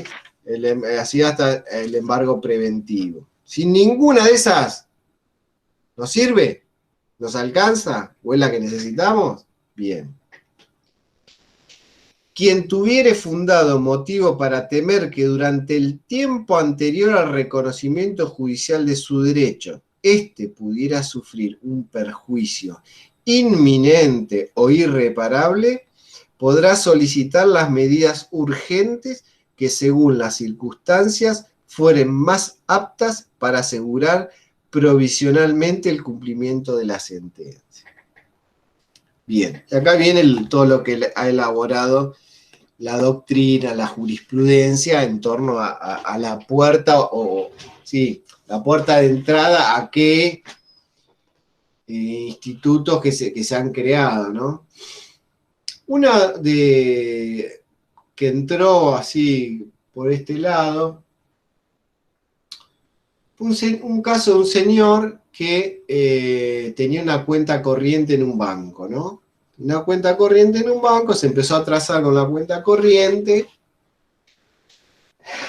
Y ustedes saben, los que manejan cuenta corriente, que es, empezás a girar en negativo, o sin fondo, o en descubierto, y bueno, vas a acceder a unos intereses bastante altos. Y bueno, la cuestión que fue al banco a querer su situación y se encontró con un número inmanejable por él. Bien, ¿cómo salgo de esto?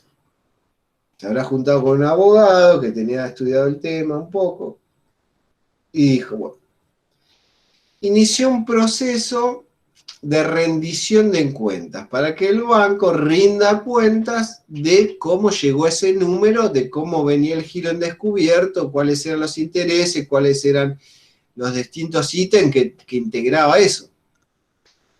Y como medida cautelar pidió que el banco no lo pueda ejecutar hasta tanto no rinda cuentas. A ver, esa medida cautelar no está regulada en el código. ¿Sí? Entonces, pero era la que le servía a él. Bueno, que el banco no me ejecute hasta tanto no me rinda cuenta de cómo llegó ese número. Bien. La medida cautelar se la otorgar, la Cámara de Mar del Plata hizo un plenario y estableció que había que darle esa medida cautelar en esos casos, ¿no? Hasta que el banco no rinda cuenta de cómo llegaban las cuentas corrientes esos números, gasto de comisión, comisión de acá, comisión de allá, se le otorgó. Es más, con posterioridad, otro cliente bancario, pero en una situación distinta, inició la Cámara de Mar del Plata, le dijo, no, este es un caso distinto al de la cuenta corriente bancaria, el otro era un préstamo, había sacado en un banco, creo, es distinto, no corresponde otorgarte la medida cautelar que el banco no te puede ejecutar hasta tanto no te diga cómo se compone el préstamo. Pero fue a la Corte, y la Corte de la Provincia de Buenos Aires le dice a la Cámara de Mar del Plata, sí, este caso también corresponde que le apliquen el plenario de ustedes que hicieron para las cuentas corrientes, al deudor de un préstamo personal que incumplió y que se le había hecho la suma también impagable. ¿Cómo? Que el banco rinda cuenta a ver cómo llega ese número. Bien. Y esto tiene que ver con que después en el proceso, si ustedes son deudores de una cuenta corriente bancaria o accedieron, lo que acceden es a una defensa limitada de un ejecutivo, donde ya el certificado de saldo de cuenta de deudor firmado por el contador del banco ya tiene título ejecutivo y ya con la demanda puede pedir de medida cautelar, le embarguen el sueldo, o sea.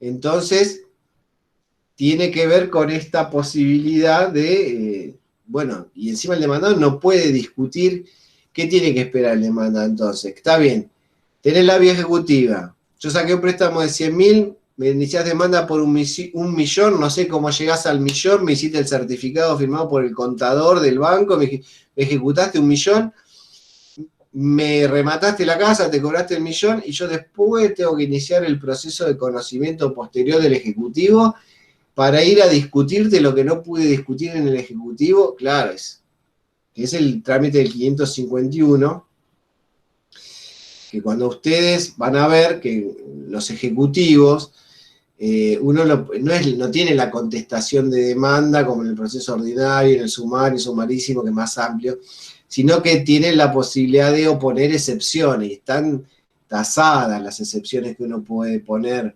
Esto tiene que ver con la velocidad del crédito y los negocios a los fines de acceder a estos tipos de procesos, ¿no? Porque se necesitan financieramente, es la ecuación que se realiza para que existan estos tipos de procesos. Y van a ver que no se puede discutir mucho el marco del juicio ejecutivo, no se puede discutir la causa de la obligación, no se puede discutir todo lo que es anterior, digamos. Entonces, limita esa discusión. Pero el código del 551 te dice, bueno, una vez que ya te ejecutaron, te remataron todo, ahora anda, hace un proceso de conocimiento posterior donde discutí lo que no pudiste discutir. Bueno, es un poco medio que vamos a discutir cuando ya estoy con el palo y la bolsa colgando en la calle. Bueno, es el tema. Por eso fíjense bien cuando firman un cheque, firman un pagaré o dan la garantía para alquiler del novio de la prima que se peleó al mes y quedaron ustedes como garantes. Y la prima después de pasar de 3 novios, antes de que le diste la garantía, te dice que no la está pagando el alquiler. Y bueno, acceden a todo ese mundo de la ejecución, de los cobros ejecutivos, que podemos ver en procesos especiales, cómo es el cobro ejecutivo de alquileres. Tienen un montón de situaciones que hay que conocer y manejar a los fines de obtener determinada creación pretoriana o jurisprudencial, porque el que pensó esto, no había una medida cautelar que la regulaba el código, ¿no? Dijo, y acá la que me sirve es esta, y bueno, y consiguió una cámara activa, la cámara como es la Cámara de Mar del Plata, que hizo un plenario, y después la Corte que le dijo, no solamente el caso de cuenta corriente, también el caso de préstamo personal UVA, ahora que están de moda que nadie puede pagar el UVA, ahora se dieron cuenta que nadie lo puede pagar. Y se están, ¿qué medidas cautelares? Y bueno, hay mucho para pensar acá, ¿eh? Acá está la habilidad del abogado y toda la doctrina. Ustedes van a ver que hay muchos procesalistas que se dedicaron a esto, a las medidas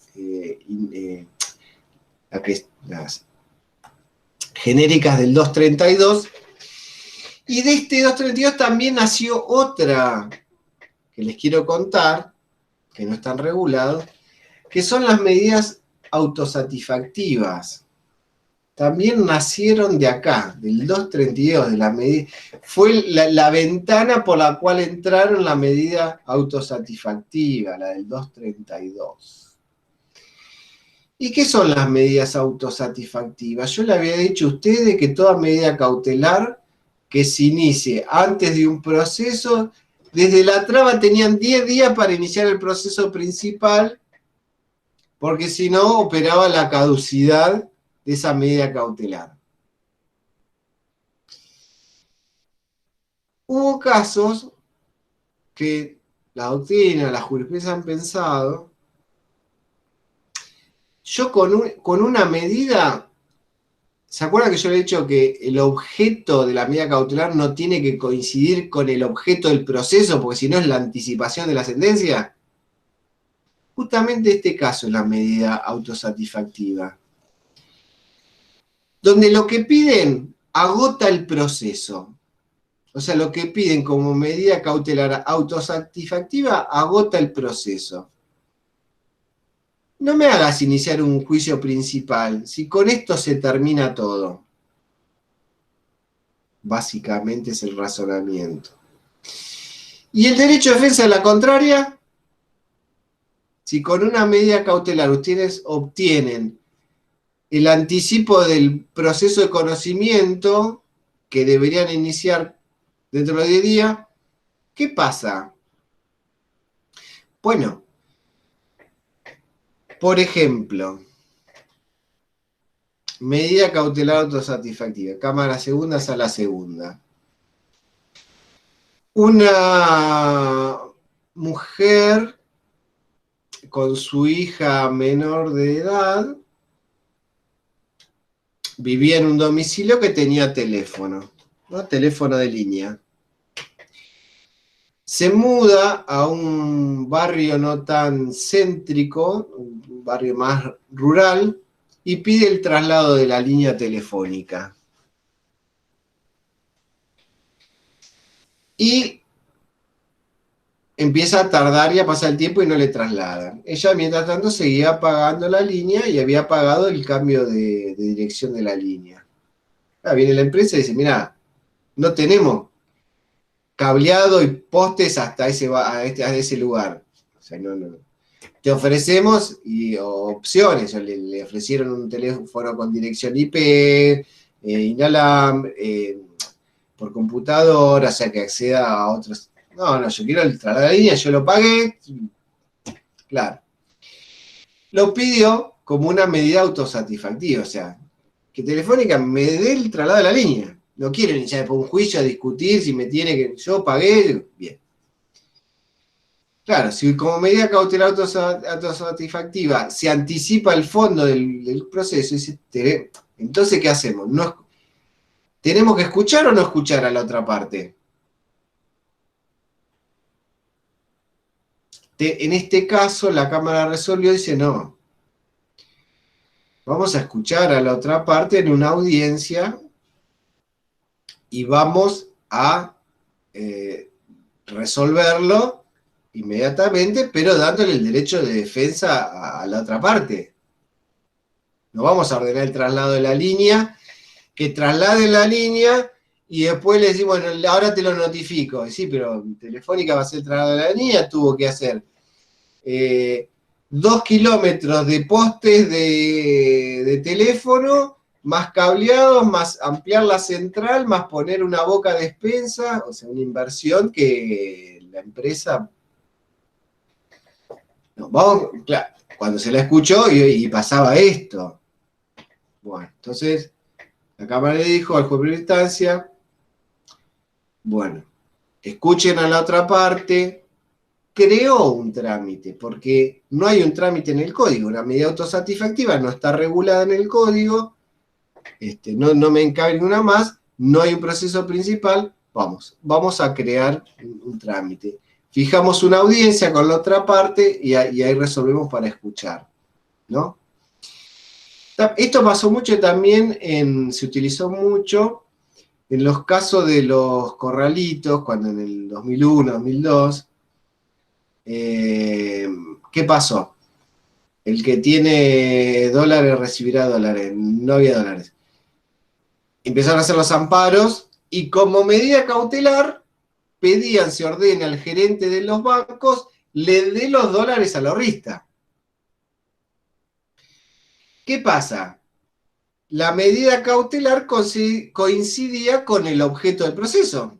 Entonces, como medida cautelar, en realidad me está pidiendo que le anticipe la sentencia. No me está diciendo, embargue los dólares hasta tanto se resuelva No, como medida cautelar me está pidiendo que le abra la bóveda y le otorgue los dólares.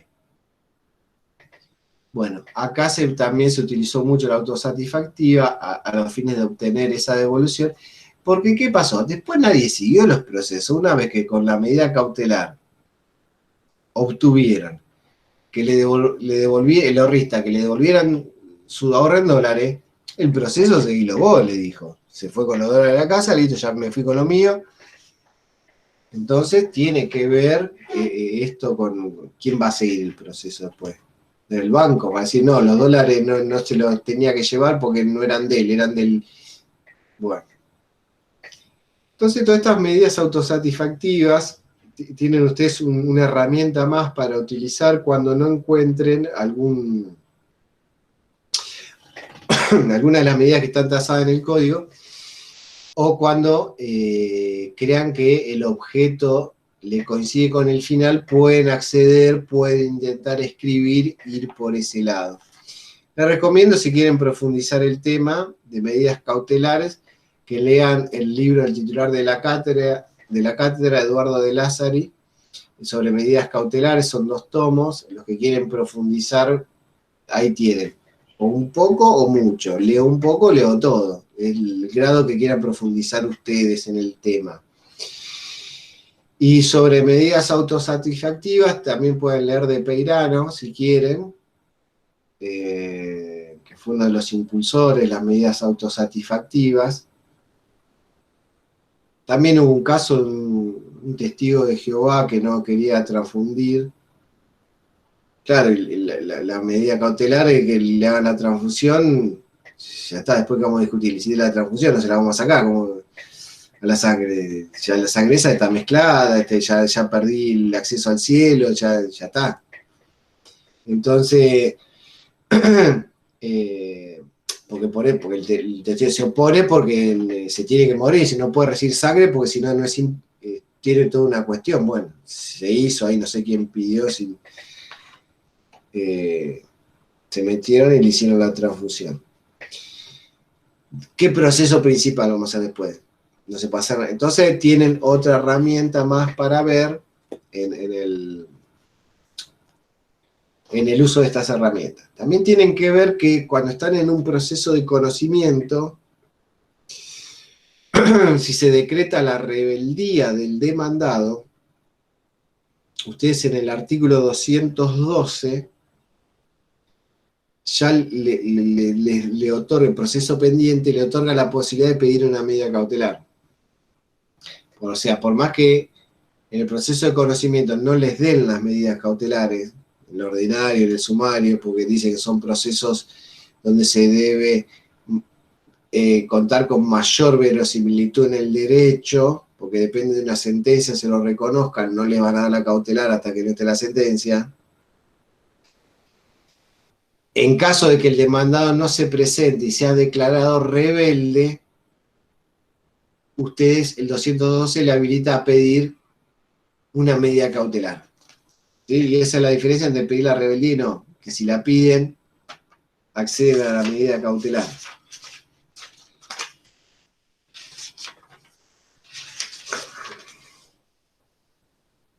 Dice, el 212, proceso pendiente. Durante el proceso podrá decretarse el embargo preventivo, 2.1, en el caso del artículo 63, en el caso de la rebeldía, ¿sí?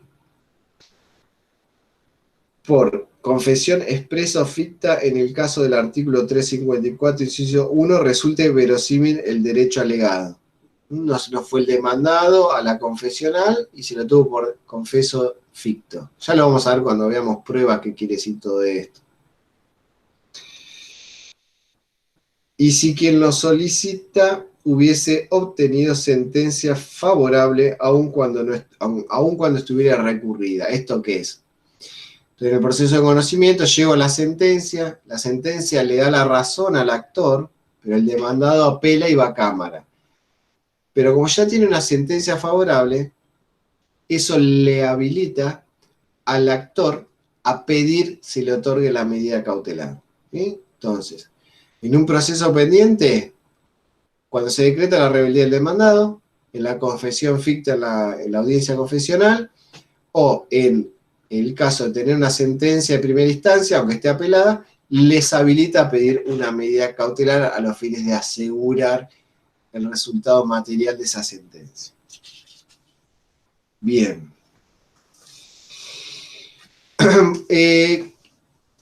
La inhibición general de bienes, quiero decirle un poquito de esto, opera de forma subsidiaria.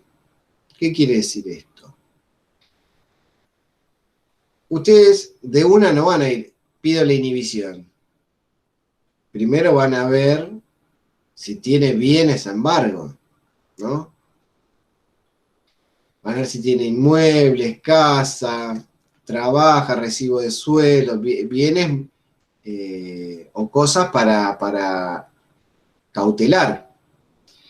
En el caso que no encuentran, ahí piden la inhibición. O sea, la inhibición es subsidiaria de la inexistencia de bienes o cosas a embargo. Entonces siempre cuando piden la inhibición, los abogados dicen, desconociendo la existencia de bienes, mueble, inmueble a nombre del demandado, solicito se decrete la inhibición. Pero eso implica que ustedes se fijaron, estuvieron buscando, mínimo pidieron informe de dominio, automotor, inmueble, sacaron el quit, a ver si trabaja, ¿sí? Hicieron una investigación antes de pedir la inhibición. Y a veces puede ser que salgan más de una medida. Por ejemplo, embargo de sueldo. Sí, pero 10 millones de pesos y gana 300 pesos por mes. Se le embarga el 30% de eso, y bueno, no terminamos a cobrar más. Eso le habilita, es decir, siendo insuficiente la medida cautelar trabada, solicitar otra medida. Y además, le solicito, tiene una moto, el secuestro de una moto. Que tenga embargado el suelo, pero es insuficiente. Bien, le embargo una moto. Sigue la moto siendo insuficiente para responder al crédito. ¿Le encuentro otra cosa? Le puedo, ¿sí? Entonces, la medida cautelar tiene todas estas facilidades para que ustedes aseguren el resultado práctico que incluye la extensión del monto, ¿no? Si es insuficiente lo que le embargué, puedo ir buscando más cosas. ¿Se entiende? Después vean cómo, cuándo se puede utilizar la figura del interventor judicial, cuando es una sociedad, ¿no? Por ejemplo, me ha tocado de intervenir judicialmente a restaurantes, bares, ¿sí? De contador, es un chino bárbaro, pero bueno, el contador tiene que ir. Si el local está perfecto, listo, voy al contador, da el 20% de la recaudación del mes, genial. Ahora, si son bar que no tienen contador, que está el dueño que atiende, y anda a sacarle el 20%, que el contador vaya todos los días a la recaudación, es un trabajo chino, pero bueno. Son las distintas medidas cautelares que pueden acceder. Acuérdense siempre que hablamos hoy de embargo preventivo, si el embargo preventivo, distinto es el embargo ejecutorio, cuando ya tenemos la sentencia y lo que estamos haciendo es ejecutando esa sentencia, y por eso pedimos un embargo ejecutorio. Bueno, con esto voy a dar por cerrada la clase de hoy. Ya empiezo a hablar bajo porque me empieza a doler la cabeza. Porque cuando uno habla alto, después me empieza a doler la cabeza. ¿Alguna duda antes de dar por finalizada la clase? El embargo ejecutorio. Estamos hablando del embargo preventivo y el embargo ejecutorio. El embargo ejecutorio. El fin es cobrar de la forma que sea. Y la pregunta es, ¿sería más rápido cobrar el embargo ejecutorio que el preventivo? ¿O son los dos iguales? No, en el embargo preventivo, para cobrar vas a tener que esperar que termine el proceso principal. ¿Sí? O sea, vos obtuviste un embargo preventivo el 11 de mayo, el 21. Dentro de los 10 días hiciste el proceso. O viste en un capítulo de la demanda del proceso principal una medida cautelar. Listo. Ahora, ¿cuánto duró el proceso? Y el proceso duró 5 años. Bueno, tuviste que esperar los 5 años para cobrar. Ahora, en el embargo ejecutorio ya pasaron esos 5 años. ¿Entendés? Ya pasó el proceso principal. Ya salió la sentencia, ya está firme. Entonces pido el embargo y el secuestro del automotor está. Embargo, secuestro y cito de venta a subasta. ¿Entendés la diferencia? Perfecto. Sí, es más efectivo sería. Es diferente. Entiendo. Ya pasó el tiempo del proceso. El pago preventivo lo tenés todavía no terminó el proceso principal. En el ejecutorio. Una vez que pasó el tiempo del proceso. ¿Alguna otra duda? Sí, ¿qué tal? Te hago una consulta. Cuando se realiza un recurso de amparo, ¿la estructura del mismo es igual que realizar una demanda o es mucho más detallado, es más sintético? El amparo es también un proceso especial, ¿no? Hay que aclarar, ¿no? Tiene una ley propia donde regula el procedimiento. Y generalmente en el amparo hay que distinguir que es contra órganos del Estado, ¿no? No estamos hablando de reclamos contra actos de particulares, sino cuando vamos contra órganos del Estado, accedemos a la ley del amparo. Y tiene que ver con lo expeditivo y la urgencia del caso. Recuerden que ustedes que se accede al amparo cuando no existe otro medio idóneo regulado por el legislador para hacer el reclamo. Porque si lo que yo quiero está regulado por determinado procedimiento, tengo que ir por ese. Ahora, si no me da la satisfacción a la respuesta el legislador con una ley para ese caso, puedo acceder por la vía del amparo. Entonces el amparo es una vía subsidiaria de las otras. En ese contexto de amparo, de urgencia, quedan muy pocos casos, que generalmente son los de salud, los temas de salud. Y ahí, los temas de salud, el peligro en la demora es el que manda, ¿sí? El peligro en la demora es el que manda. Entonces, yo tengo un enfermo oncológico que la demanda de amparo le piden a IOMA que le otorgue el fármaco de tal empresa, y el peligro de la demora va a ser que salga la medida cautelar en el primer despacho y con poca contracautela y sin exigir mucha verosimilitud, porque es un paciente oncológico, ok, por ahí, bien. Ese es el marco de las cautelares en un amparo. ¿Qué puede pasar? Claro, sí. Puede pasar que haya abuso de la figura del amparo por el tema de salud, pero bueno, cuando se tensionan los derechos, hay tensión de derechos entre los patrimoniales y el derecho a la vida, el que tira es para el derecho a la vida, ¿sí? Después vemos entonces esas medidas cautelares en los amparos generalmente se terminan otorgando por el peligro en la demora, y más allá que el objeto de la medida cautelar coincida con el del proceso. ¿Se entiende? Sí, sí, más que todo yo inclinaba en, digamos, sin el amparo, con la estructura a la demanda común, si se podía reclamar, por ejemplo, los daños y perjuicios. Sí, sí. O simplemente el hecho en tu ejemplo que diste, reclamar el medicamento X y quedamos ahí todo bien. O sea, se debe reclamar los daños y perjuicios por ese daño. Sí, sí, sí. El demandado puede, por más que sea un proceso de amparo, tiene todo el derecho de reclamar los daños y los perjuicios que le haya causado el paciente por la obtención indebida de una medida cautelar. Por ejemplo, hay muchos casos, pero que no es un amparo, pero que tienen que ver con el amparo, son reclamos de actos contra particulares, por ejemplo, contra obras sociales privadas, ¿no? Contra OSDE. Viene, le dice el amparo para que le reconozca tal medicamento o tal prestación, y lo pide como cautelar, Y después viene la obra social y dice, sí, pero lo que él me pide lo cubre el plan 2030, y él tiene el plan básico. O sea, por eso hay que distinguir entre las obras sociales públicas, donde funciona la solidaridad, de las privadas. Hay que tener cuidado cuando a una privada le decís cubrirle tal prestación.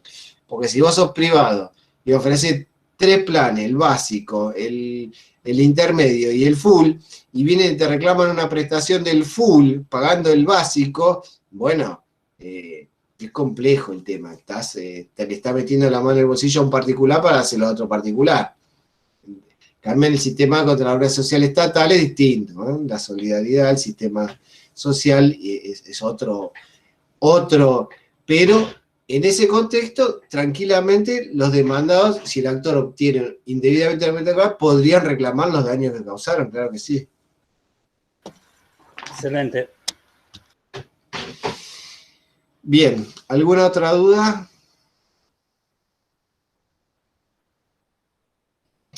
Bueno, hablen ahora, callen para siempre. No, mentira. La clase que viene, antes de empezar la clase, cualquier duda que haya quedado, ¿sí? Después de que lean el material, para llevarlo al día, nos consultan y listo. ¿Les parece? Sí, señor. Bueno, nos vemos. Sí, gracias. Gracias, Chao, profe, hasta luego. Gracias. Gracias. Chao, profe. Gracias. Chao.